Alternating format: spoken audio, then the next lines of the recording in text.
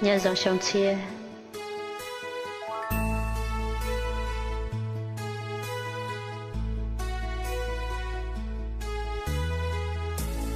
bây giờ mong ý trong mùa câu ô lũ ly thiên xin chi thơ luôn chi lo chạy cho kỳ lưu ý chi trong cô thâu trong chia tua chồng thâu phong cơ bây giờ mong chúa chúa lời cơ xin lưu phong chúa lời nhân dòng trong chi Happy New Year, Happy New Year. Phong trong mong nó cả nhau trong mùi chi. Tu lo tu dấu đã chi là có tao con đời. Happy New Year, Happy New Year. Phong trong mong nó cả nhau trong mùi chi. Tu lo tu dấu đã chi là có tao con đời.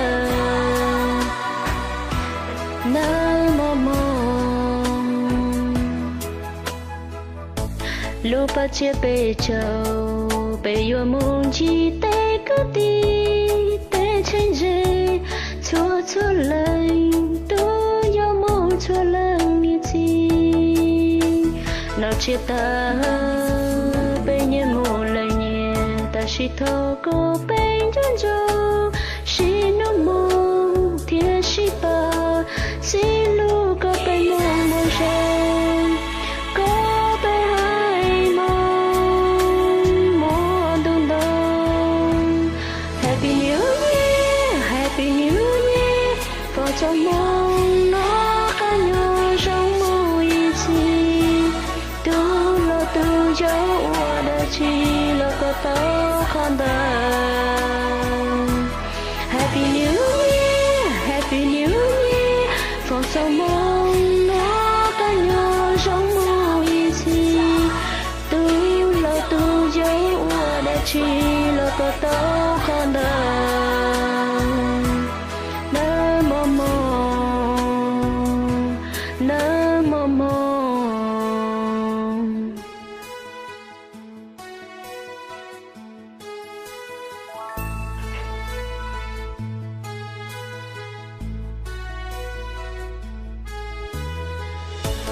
lúc ta chia bề châu bề yêu mong chi tay cứ đi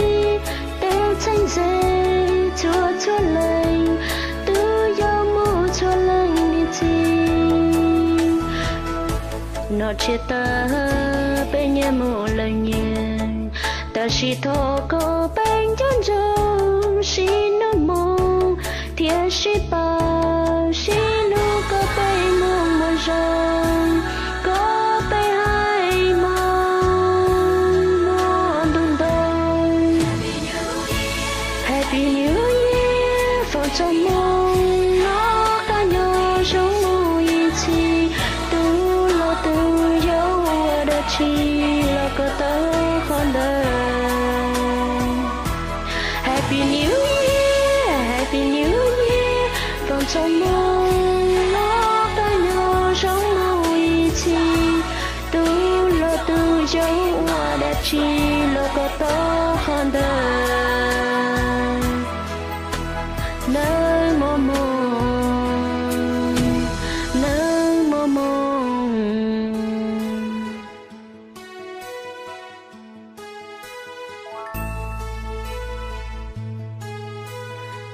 lúc sống chia tiêu trọ là gió lệ phòng trọ bây giờ đời trở lành nó cá nhau rồng